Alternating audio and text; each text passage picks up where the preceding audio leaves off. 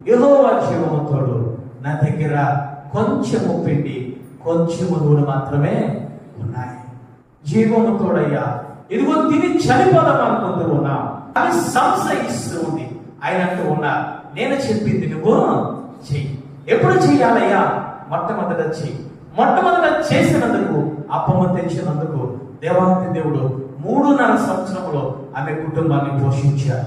చనిపోయిన కుమారునే మరణం నుంచి లేపాడు. ఏమి జరిగిందయ్యా అనంటే, యాజకుల మాట విన్నది. ఎప్పుడయ్యా అనంటే, లేమిలో ఆమె దగ్గర ఏమీ లేవు, వండుకొని తిని చనిపోదాం అనుకుంటూ ఉన్నాం.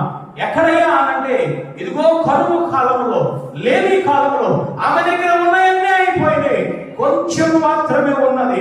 అటువంటి సమయంలో ఆమె సమృద్ధిగా జీవము పొందింది. ఏమి చేసిందయ్యా అంటే, ఆమె దగ్గర కొద్దిగా ఉంది, వెద చెందింది.